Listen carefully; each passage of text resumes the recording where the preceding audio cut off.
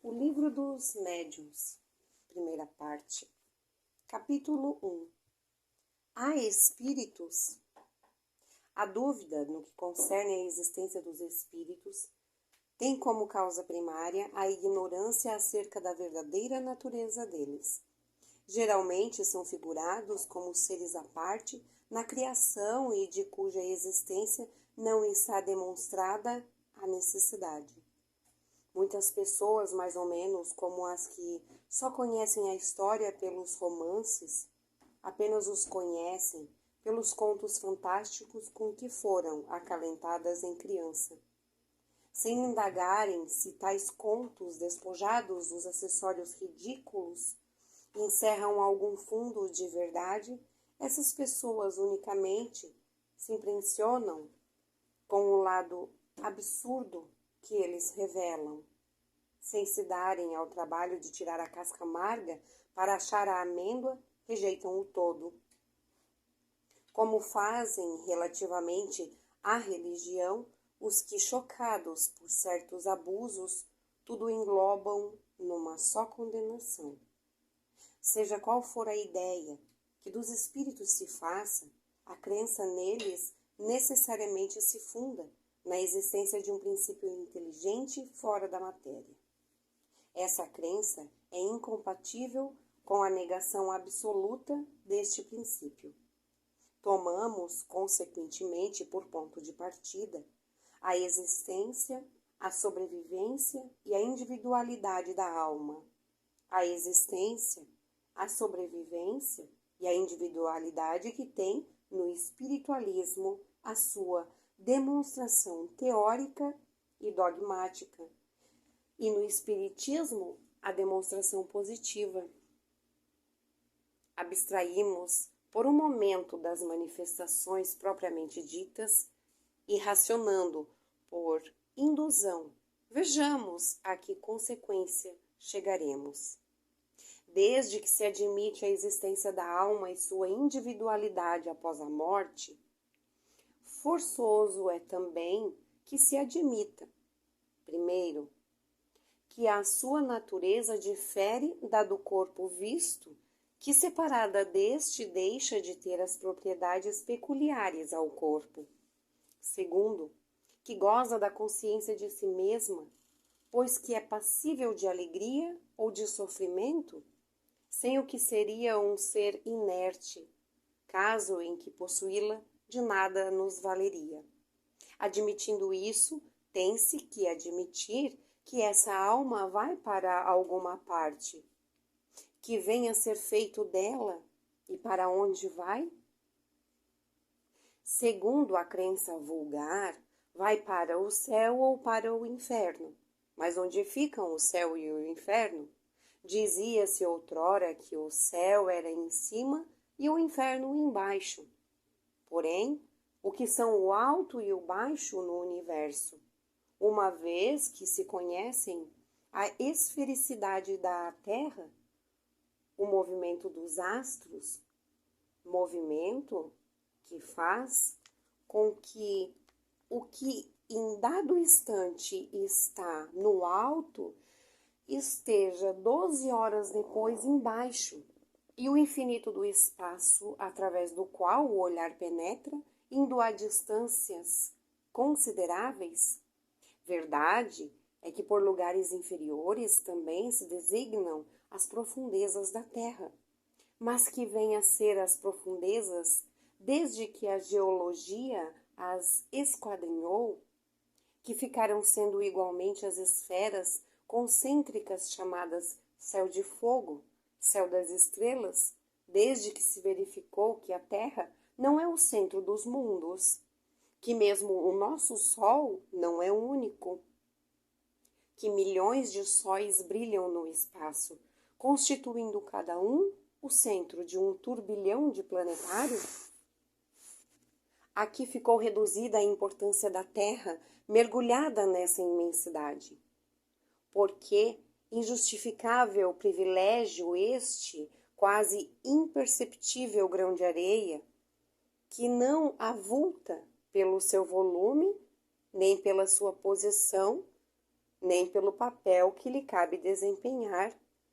Seria o único planeta povoado de seres racionais?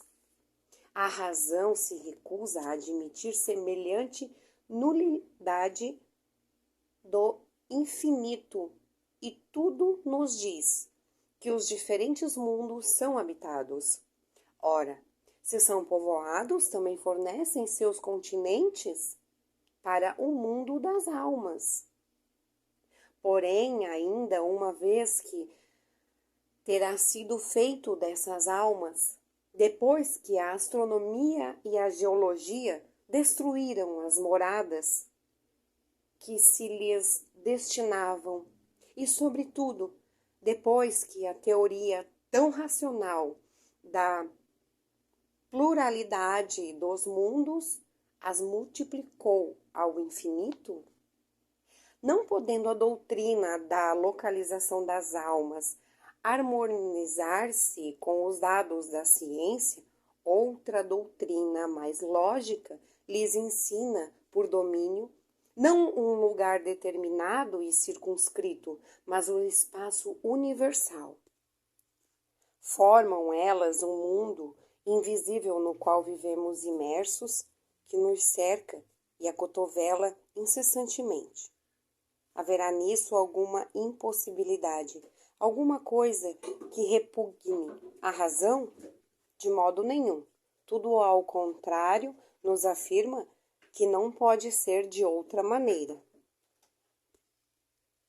Mas então, que venha a ser das penas e recompensas futuras, desde que se lhes suprimam os lugares especiais onde se efetivem?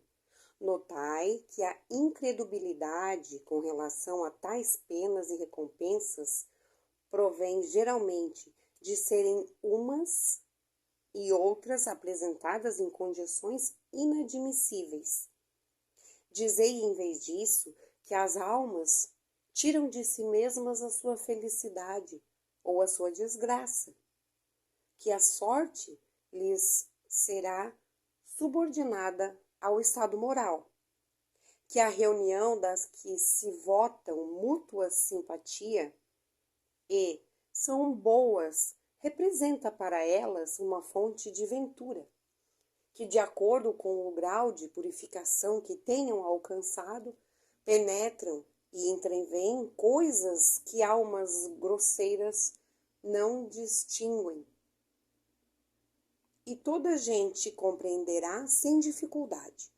Dizei mais, que as almas não atingem o grau supremo senão pelos esforços que façam por se melhorarem e depois de uma série de provas adequadas à sua purificação. Que os anjos são as almas que galgaram o último grau da escala, grau que todos podem atingir tendo boa vontade. Que os anjos são os mensageiros de Deus, encarregados de velar pela execução de seus desígnios em todo o universo, que se sentem ditosos com o desempenho dessas missões gloriosas.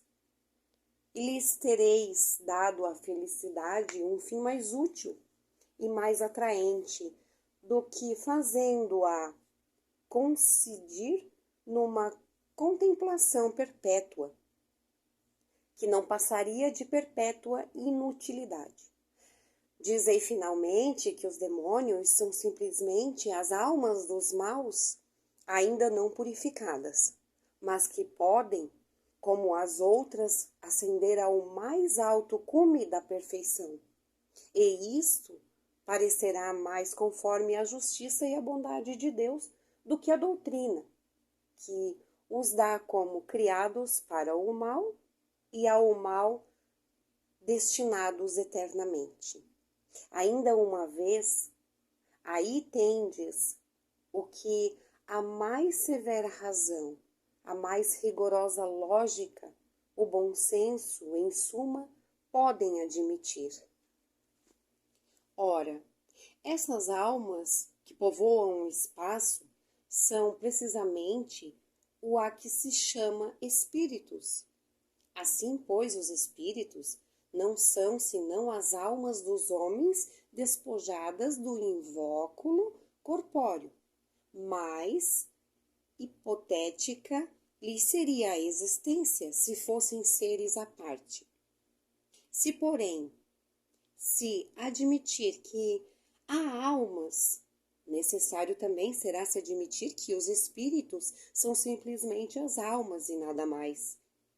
Se admite que as almas estão por toda parte, ter-se-á que admitir, do mesmo modo, que os espíritos estão por toda parte. Possível, portanto, não fora negar a existência dos espíritos sem negar a existência das almas. Isto não passa, é certo, de uma teoria mais racional do que a outra. Porém, já é muito que seja uma teoria que nem a razão nem a ciência repelem. Acresce que, se os fatos a corroboram, tem ela por si a sanção do raciocínio e da experiência. Esses fatos se nos deparam no fenômeno das manifestações espíritas, que assim constituem a prova patente da existência e da sobrevivência da alma.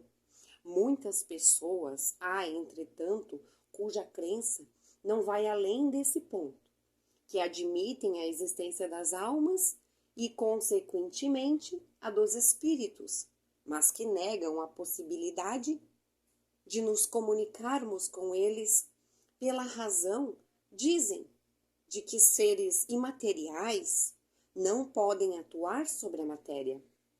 Essa dúvida assenta na ignorância da verdadeira natureza dos espíritos, dos quais, em geral, fazem ideia muito falsa, supondo-os erradamente seres abstratos, vagos e indefinidos, o que não é real. Figuremos, primeiramente, o espírito em união com o corpo. Ele é o ser principal, pois que é o ser que pensa e sobrevive. O corpo não passa de um acessório seu, de um invólucro, uma veste que ele deixa quando usada. Além desse invólucro material, tem o espírito em segundo semimaterial, que o liga ao primeiro. Por ocasião da morte, despoja-se deste, porém, não do outro. Aqui damos o nome de perispírito. Esse invólucro semimaterial tem a forma humana. Constitui para o espírito um corpo fluídico, vaporoso, mas que, pelo fato de nos ser invisível no seu estado normal, não deixa de ter algumas das propriedades da matéria. O espírito não é, pois, um ponto, uma abstração. É um ser limitado e circunscrito, ao qual só falta ser visível e palpável, para se assemelhar aos seres humanos. Porque então não haveria de atuar sobre a matéria? Por ser fluídico o seu corpo? Mas onde encontra o homem os seus mais possantes motores, senão entre os mais rarefeitos fluidos? Mesmo entre os que se consideram imponderáveis, como por exemplo a eletricidade, não é exato que a luz, imponderável, exerce ação química sobre a matéria ponderável? Não conhecemos a natureza íntima do perispírito. Suponhamo-lo, todavia, formado de matéria elétrica ou de outra tão sutil quanto esta. Porque, quando dirigido por uma vontade, não teria propriedade idêntica à daquela matéria? A existência da alma e a de Deus, consequência uma da outra, constituem a base de todo o edifício. antes de travarmos qualquer discussão espírita, importa indaguemos se o nosso interlocutor admite essa base, se a estas questões. Primeira, credes em Deus? Segunda, credes que tendes uma alma? Terceira, credes na sobrevivência da alma após a morte? Responder negativamente ou mesmo se dizer simplesmente não sei, desejara que assim fosse, mas não tenho a certeza disso. O que quase sempre equivale a uma negação polida, disfarçada sobre uma forma menos categórica, para não chocar bruscamente o que ele chama preconceitos respeitáveis. Tão inútil seria ir além, como querer demonstrar as propriedades da luz a um cego que não admitisse a existência da luz. Porque, em suma, as manifestações espíritas não são mais do que efeitos das propriedades da alma. Com semelhante interlocutor, se não quiser perder tempo, ter-se-á que seguir muito diversa ordem de ideias. Admita que seja a base não como simples probabilidade, mas como coisa averiguada, incontestável. Dela, muito naturalmente, decorrerá a existência dos espíritos. Resta agora a questão de saber se o espírito pode comunicar-se com o homem, isto é, se pode com este trocar ideias. Por que não? Que é o homem senão um espírito aprisionado num corpo? Por que não há de o espírito livre se comunicar com o espírito cativo, como o homem livre com o encarcerado? Desde que admitis a sobrevivência da alma, será racional que não admitais a sobrevivência dos afetos, pois que as almas estão por toda parte. Não será natural acreditarmos que a de um ente que nos amou durante a vida se acerque de nós, deseje comunicar-se conosco e se sirva para isso dos meios de que disponha? Enquanto vivo, não atuava ele sobre a matéria de seu corpo? Não era quem lhe dirigia os movimentos? Por que razão, depois de morto, entrando em acordo com outro espírito ligado ao corpo, estaria impelido de se utilizar deste corpo vivo para experimentar o seu pensamento do mesmo modo que o mudo pode servir-se de uma pessoa que fale para se fazer compreendido? Abstraímos por um instante dos fatos que, ao nosso ver, tornam incontestável a realidade dessa comunicação. Admitindo-la apenas como hipótese, pedimos aos incrédulos que nos provem, não por simples negativas, visto que suas opiniões pessoais não podem constituir lei, mas, expedendo razões perentemporárias, que tal coisa não pode dar-se, colocando-nos no terreno em que eles se colocam, uma vez que se entendem de apreciar os fatos espíritas com o auxílio das leis da matéria, que tirem desse arsenal qualquer demonstração matemática, física, química, mecânica, fisiológica e provem, por A mais B, partindo sempre do princípio da existência e da sobrevivência da alma. Primeiro, que o ser pensante que existe em nós durante a vida não mais pensa depois da morte, que se continua a pensar está inibido de pensar naqueles a quem amou, que se pensa nestes não cogita de se comunicar com eles, que podendo estar em toda parte, não pode estar ao nosso lado, que podendo estar ao nosso lado, não pode comunicar-se conosco, que não pode, por meio do seu envoltório fluídico, atuar sobre a matéria inerte, que sendo-lhe possível atuar sobre a matéria inerte, não pode atuar sobre um ser animado, que tendo a possibilidade de atuar sobre um ser animado, não lhe pode dirigir a mão para fazê-lo escrever, que podendo fazê-lo escrever, não lhe pode responder às perguntas, nem lhe transmitir seus pensamentos.